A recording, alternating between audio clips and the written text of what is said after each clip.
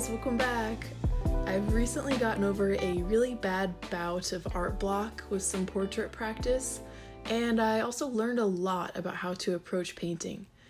Here I'd like to share my top gouache painting tips that I haven't really heard anyone else talk about. Almost all of these tips could be applied to suit any other type of painting such as oil or acrylic. Today's video is really special to me. I was recently given the opportunity to review a patent-pending easel and sketchbook system called RASA Easels. And through the process of working on this painting that you see here and this video, I've actually overcome the worst art block I've had in years.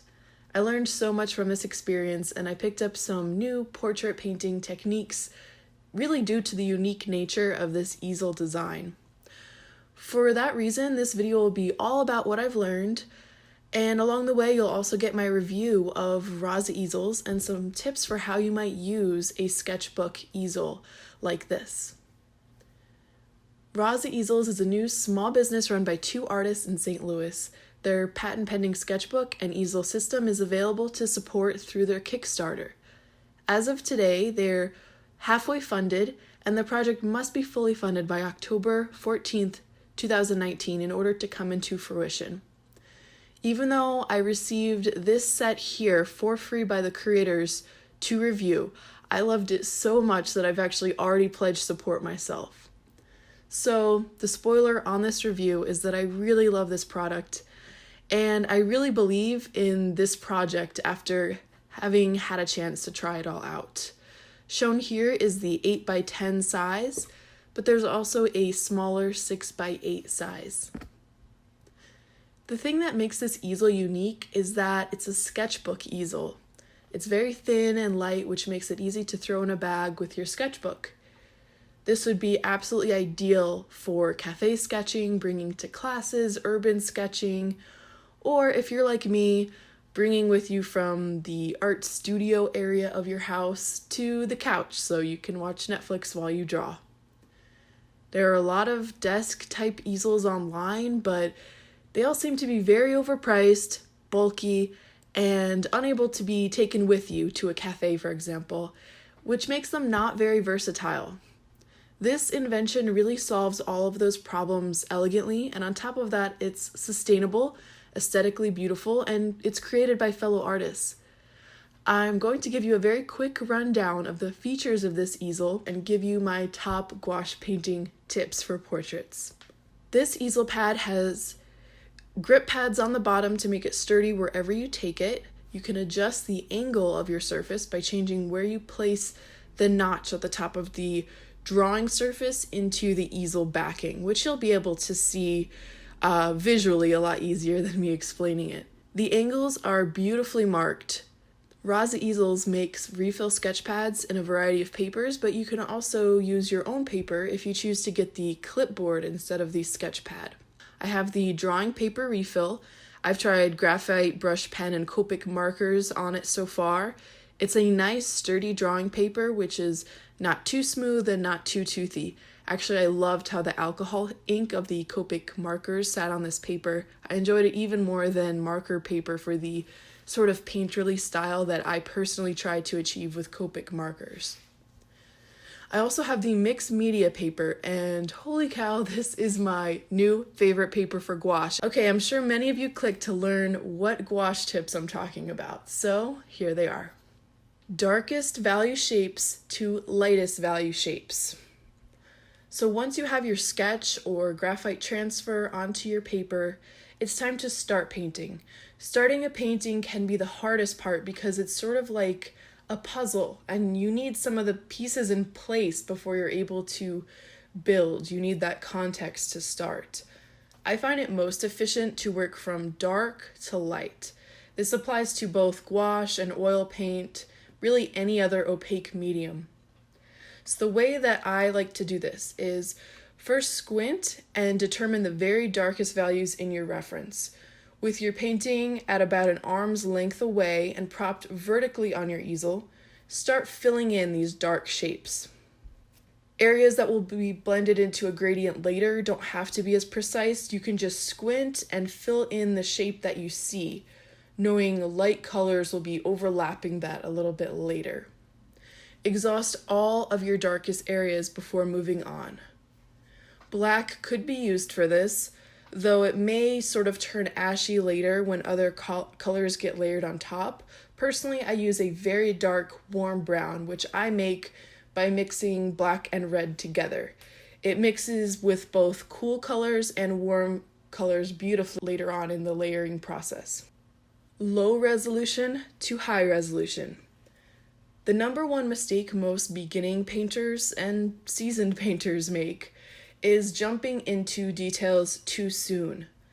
Painting is sort of like a many-layered jigsaw puzzle, with each layer becoming sharper in resolution. It should go without saying that I am talking about painting that is at least semi-realistic, not cartoony or abstracted. Keep your easel vertical and at arm's length. I alluded to this in tips 1 and 2, but here I'll explain why it's important.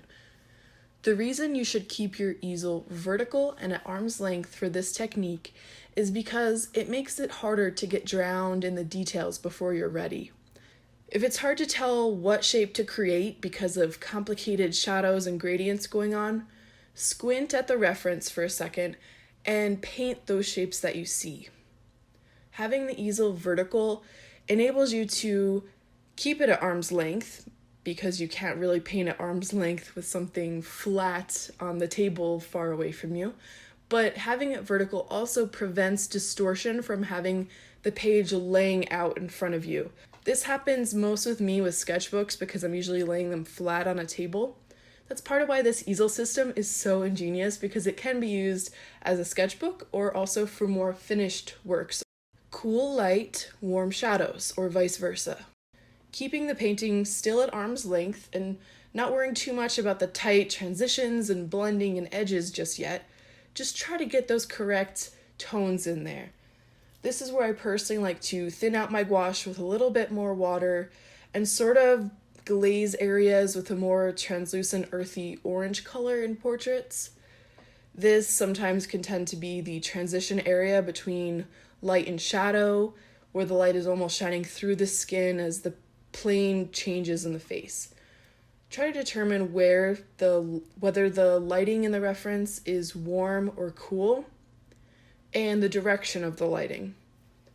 Warm light will look like sunlight, it'll be more yellow, think like golden hour, or cool light could be overcast sky light, fluorescent light, moonlight.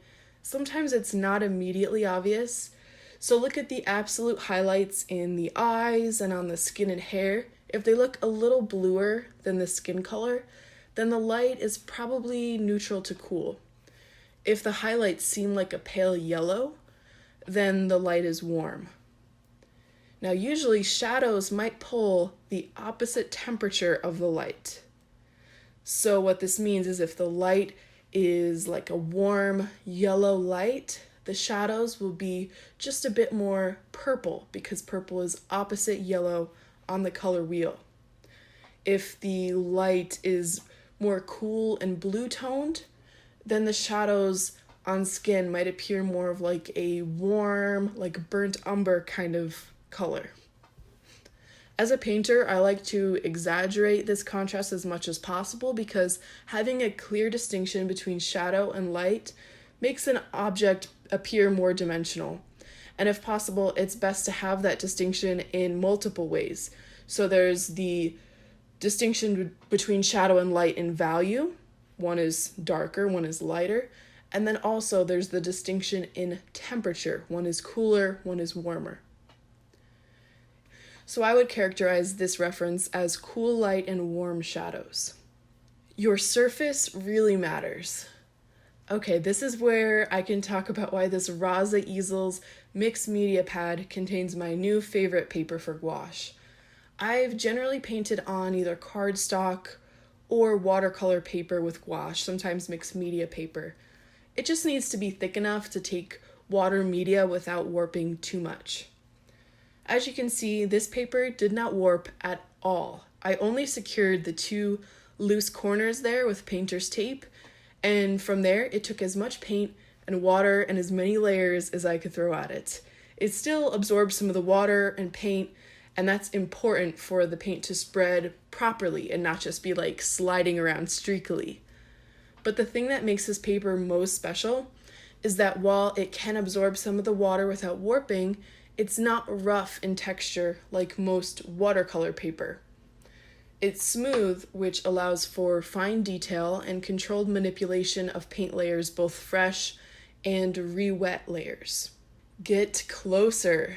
Once you feel you have all your values placed, the color temperatures have been considered, and the colors are close enough to correct, once you can squint at your painting and kind of see it coming to life in that low resolution way, then it's time to get more detailed. You can either bring the easel closer to you and continue to work vertically, or you can do what I did here, and I collapse the easel and just turn it into a regular sketch pad so that I can work and rest my hand on the pad or on the table. My biggest problem as a painter is that my eagerness to get to this stage makes it tempting to start in on that mid to high resolution detail before I've gotten my low resolution foundational shapes in first. This is exactly why the easel system has helped me overcome my recent portrait painting hurdles where I seem to be just messing up every single portrait I attempt. Here I was able to set up the easel optimized for the more gestural, loose, larger shapes at first, where I have the easel vertical, and then I can adjust the easel without breaking the flow and later flatten my pad so I can get in there with my nose 1 inch from the page, which is where I love to be. It does make it hard to film though, I'll say that. Every once in a while, I take a step back to make sure the painting still works as a whole and that I haven't killed the cohesiveness with choppy detail. Some painters may say you should never get this close to your painting, but I just believe it's personal preference. The way I try to maintain the cohesion is pick a focal point. Okay, so ideally you would have picked this at the beginning, so I hope you've watched this video all the way through before implementing these tips one by one. But the detail is where you really can make that focal point pop in contrast to the rest of the painting. Generally, the focal point on a portrait painting is one or both eyes, but it could be another feature as well. I like to make my gouache paintings look almost like oil paintings with an atmospheric, blurry background and the furthest edges of the figure, such as the shoulders, the ears, the hair, being much more blurry and indistinct than the features of the face. Think about what areas you want to fall back away from the viewer and almost get lost in the background, and which areas you want to pop forward. Think about your focal point and try to get everything else in the painting to kind of calm down, to let that focal point shine. So this is where you're going to have the most contrast, the finest detail, and the hardest edges too, because those further away edges, like if you look at the shoulders I've painted here, they're very blurry. So those are the main lessons I've learned lately in regards to painting portraits. I plan to elaborate on some of these in future videos, and I'm still in a gouache phase, so there will be more gouache videos coming soon as well. The whole vertical to flat function of the RASA Easels design really helped me get over a lot of the hurdles I've had lately with painting portraits. The opportunity to try out this design has been a blessing, and I'm so grateful for the experience. I strongly encourage everyone to check out the links below to find out more about these easels. If you can, please consider supporting the Kickstarter campaign. You will be very pleased with this handy tool, I promise you. If nothing else, please help me spread the word about RASA Easels so that their campaign might get funded. I'll have all their links below. We all know a bunch of artists that could really benefit from this, so please share this video. And as always, thank you for watching and enjoy the rest of your day.